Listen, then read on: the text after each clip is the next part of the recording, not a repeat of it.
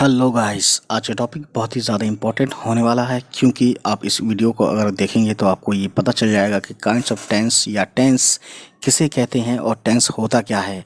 और दूसरी इन्फॉर्मेशन ये है गाइस, हमारे चैनल पर already all kinds of tenses इस नाम से एक वीडियो है 52 मिनट्स 53 सेकंड्स की या 59 सेकंड्स का, जो भी है बहरहाल आप देखिएगा उसको। और वो वीडियो में आपको एक ही वीडियो में है ना 52 मिनट में आप पूरी टेंस समझ सकते हैं। बहरहाल इस टेंस के एक पार्ट को आज हम कवर करेंगे, तो देखते हैं इसमें क्या है। तो गाइस देखिए, काइंड्स ऑफ टेंसेस में देखिए टेंस जो है 3 तरह के होते हैं। ठीक, आप देख सकते हैं बहुत ही ज़्यादा अच्छे से स्क्रीन पर। पहला है प्रेजेंट टेंस, दूसरा है पास्ट टेंस, तीसरा है फ्यूचर टेंस। ठीक, अब इन सभी टेंसेस के यानी कि ये जो तीनों टेंस हैं, प्रेजेंट टेंस, पास्ट टेंस या फ्यूचर टेंस, इन टेंसेस के अब अलग प्रेजेंट टेंस के 4 टेंस होते हैं, मतलब 4 पार्ट होते हैं। और इसी तरह से पास्ट टेंस के भी 4 होते हैं, फ्यूचर टेंस के भी 4 भाग में डिवाइड किया जाता है, 4 हिस्से होते हैं। ठीक, अब हम बात करते हैं सबसे पहले प्रेजेंट टेंस। ठीक, तो प्रेजेंट टेंस में आज हम बात करेंगे प्रेजेंट टेंस की। तो देखिए इसमें पहला है सिंपल प्रेजेंट टेंस, दूसरा पार्ट है इसका प्रेजेंट कंटिन्यूअस टेंस, तीसरा है प्रेजेंट परफेक्ट टेंस और fourth one is present perfect continuous tense. ठीक, तो गाइस इसके बाद पास्ट टेंस में भी इस तरीके से होता है, सिंपल पास्ट है ना, past continuous, past perfect continuous tense.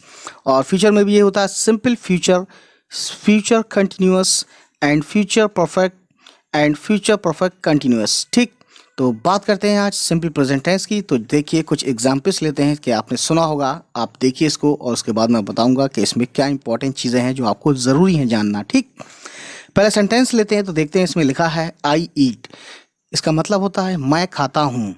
He sits, वो बैठता है या वो बैठती है। ठीक, सॉरी, ही लिखा है तो बैठता ही है, वो बैठता है, ही सिट्स, वो बैठता है।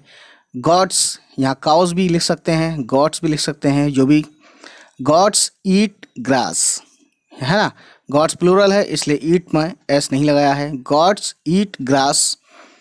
ठीक है, बकरियां घास खाती हैं, यहाँ पे गॉड को आप बकरियां ही मान के चलिए। उसके बाद गाइस अगला सेंटेंस है, किसी का नाम अगर गौनित है, गौनित स्पीक्स इंग्लिश, यहाँ पे गौनित स्पीक्स इंग्लिश, इसका मतलब होता है गौनित अंग्रेजी बोलता है। ठीक, तो गाइस आगे देखते हैं क्या है। तो गाइस यहाँ पे आप देख सकते हैं कि इन सेंटेंसेस में, जो भी सेंटेंस मैंने अभी पढ़े, इन सेंटेंसेस में आई वर्क जैसे कि ईट है, सिट्स है और स्पीक्स है ना, सिंपल प्रेजेंट में है, यानी ये वर्ब जो है ये सिंपल प्रेजेंट में है। ठीक, हालांकि किसी वर्ब के साथ, सिट के साथ एस लगा दिया गया है, स्पीक के साथ एस लगा दिया गया है। ये एस या यस ये सब क्यों लगाए जाते हैं वर्ब में, मैं आपको ये भी बताऊंगा गाइस। तो गाइस आगे देखते हैं, जैसे कि मान लीजिए सिंपल प्रेजेंट टेंस में कोई सेंटेंस है, यह आपको कैसे पता चलेगा, आप इसकी पहचान कैसे करेंगे। तो देखिए पहचान करने की सबसे आसान जो तरीका है वो ये है कि हमारी मीनिंग में जब उसका सेंटेंस कोई भी बोलते हैं, जैसे कि आई ईट मैंगो, मैं आम खाता हूँ, तो इसमें देखिए क्या है कि आई ईट मैंगो या आई ईट मैंगो एक ही बात है, डजेंट मैटर, है ना। आई ईट मैंगो, मैं आम खाता हूँ, तो आखिरी में ता हूँ या ते हैं या ती है, ता है, ती है, ते हैं, इस तरीके से ज़रूर आएगा। ठीक, हमारी लैंग्वेज में ट्रांसलेट करने के बाद। उसके बाद गाइस अगला सिंपल प्रेजेंट टेंस को पहचानने का तरीका ये होता है कि सिंपल प्रेजेंट टेंस में वो सेंटेंसेस आते हैं जो कि हैबिचुअल होते हैं, है ना, या यूनिवर्सल ट्रुथ वाले होते हैं, है ना, यानी जो डेली किए जाते हैं, रोज़ाना किए जाते हैं कार्य। जैसे कि वो स्कूल जाता है तो वो जाहिर है स्कूल डेली जाता है ना। वो शराब पीता है यानी कि वो शराब पीता है ना, तो पीता है यानी ये डेली का काम हो गया, हालांकि शराब पीना गलत बात है, गंदा काम है। ठीक, वो झूठ बोलता है तो किसी की आदत है, वो झूठ बोलता है यानी अक्सर बोलता है, बेशतर बोलता है, बोलता ही रहता है। ठीक, या वो सच बोलता है। तो इस तरीके से ता है, ती है, ते हैं, या ये कह सकते हैं कि वो झगड़ते हैं यानी वो लोग लड़ते हैं, झगड़ते हैं, वो लोग लड़ाकू हैं,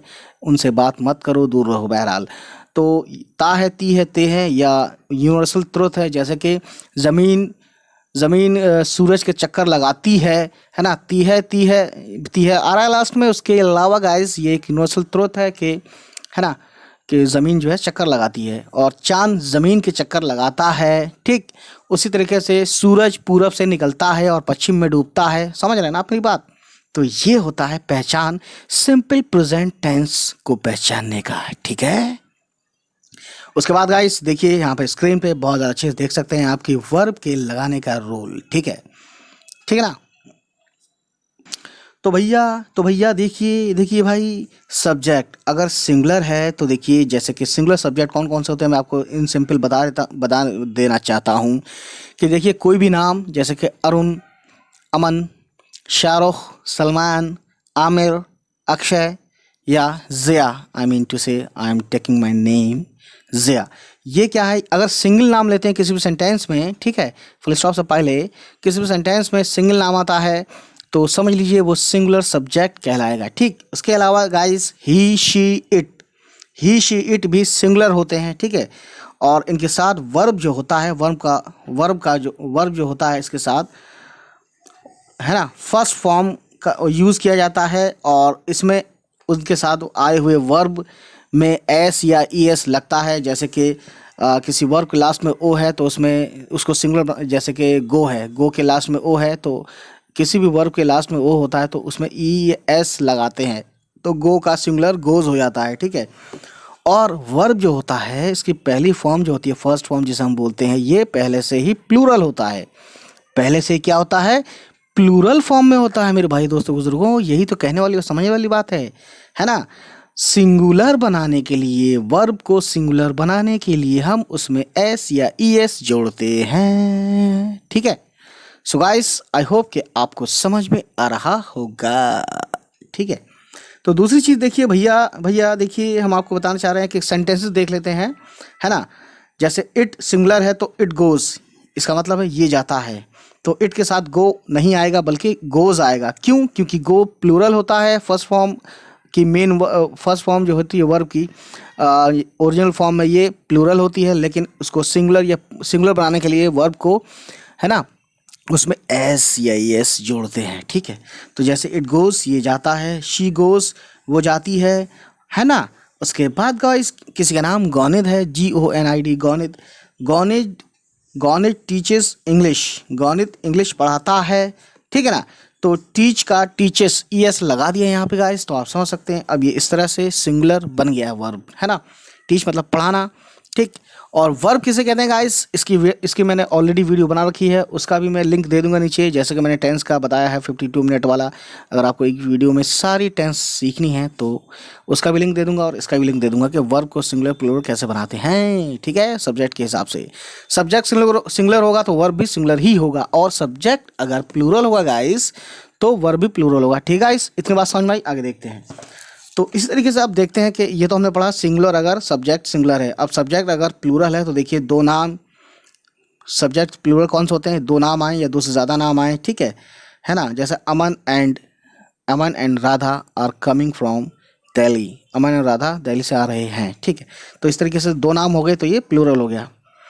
तो गाइज एक बात बताई मैंने, सेंटेंस के हिसाब से नहीं है ये मैंने प्रेजेंट कंटिन्यूस के हिसाब से बताया था। बहरहाल मैं कहने का मतलब ये था कि दो नाम अगर कहीं यूज़ होते हैं तो उसको हम प्लूरल सब्जेक्ट बोलते हैं। तो देखिए यहाँ पे सब्जेक्ट दो नाम होंगे, है ना, प्लूरल होगा, या फिर आई प्लूरल होता है। हालांकि आई जो है खुद के लिए यूज़ किया जाता है, आई सिंगल होता है हमेशा, लेकिन आई को प्लूरल माना जाता है। ठीक, तो आई के साथ वर्ब की फर्स्ट फॉर्म आती है और विदाउट एनी ई और एस। ठीक है, वी, यू, दे, ये भी वर्ब के ये भी जो है प्लूरल सब्जेक्ट हैं। ठीक है, आई, वी, यू, दे या कोई दो नाम। ठीक, तो इनके साथ वर्ब की फर्स्ट फॉर्म आती है, वो भी ओरिजिनल फॉर्म, है ना, जिसमें एस या एस नहीं होता, यानी बिना ई और एस के लगाए के बगैर आता है वर्ब। ठीक, तो गाइस आगे देखते हैं कुछ वर्ड्स, कुछ सेंटेंसेस लेते हैं और उसमें हम वर्ब को यूज़ करेंगे तो आप समझ जाएंगे कि इस तरह से होता है।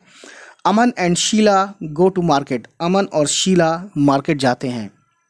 ठीक, तो यहाँ पे गो में ई एस नहीं लगाया, क्योंकि अगर हम ई एस लगाते हैं तो यहाँ पे अमन और शीला दो नाम है और दो नाम होने से सब्जेक्ट प्लूरल होता है, तो इसीलिए हम इस वर्ब को भी प्लूरल बनाएंगे। उसके बाद गाइस आई गो, मैं जाता हूँ, आई गो टू द मार्केट, मैं मार्केट जाता हूँ, तो आई गो करा हमने, है ना कि गोज। ठीक, गोज अगर कर देते तो ये हो जाता सिंगुलर, लेकिन यहाँ पे आई को मैंने आपको बताया इससे पहले सब्जेक्ट प्लूरल होता है आई, इसीलिए हमने वर्ब को भी प्लूरल रहने दिया, फॉर्म ओरिजिनल इसके रहने दी। ठीक है, फॉर्म इसके फर्स्ट फॉर्म के ओरिजिनल फॉर्म को हमने चेंज नहीं किया, मतलब कहने का यह है। उसके बाद एक अगला sentence, we go, they go, you come, they come, girls sing, यानी लड़कियां। अब यहाँ पे गर्ल्स एस लगा दिया तो सिंग। देखिए नाउन में एस या एस लगाते हैं तो नाउन तो हो जाता है प्लूरल, लेकिन वर्ब में एस या ई एस लगाते हैं तो वर्ब हो जाता है सिंगुलर। ये बात हमेशा याद रखना, ठीक है। अब देखिए, तो ये कहानी हो गई, है ना, गर्ल्स सिंग या बॉयज डांस। ठीक है, तो सिंग क्या है, प्लूरल फॉर्म में होता है, वर्ब है, ये फर्स्ट फॉर्म का वर्ब है लेकिन प्लूरल फॉर्म में होता है। अगर हम सिंग्स कर देते हैं तो वो सिंगुलर हो जाएगा। तो बहरहाल अब आपको समझ में बहुत सी चीज़ें आ जाई होंगी, तो उम्मीद करता हूँ ये वीडियो आपको एक काम आएगी। और अगर आपको अच्छा लगा हो किसी भी तरीके से तो हमारे चैनल को सब्सक्राइब कीजिए और उन तक पहुँचाइए जिसको इंग्लिश पढ़ने की ज़रूरत है, ख़ासतौर से इस वीडियो को देखने की ज़रूरत हो। आई होप गाइस ये वीडियो आपको पसंद आई हो, और अगर पसंद आई तो प्लीज़ हमारे चैनल को सब्सक्राइब कीजिएगा, उन तक पहुँचाइएगा जिसकी उसकी ज़रूरत है। चलिए मिलते हैं, बाय बाय, टेक केयर।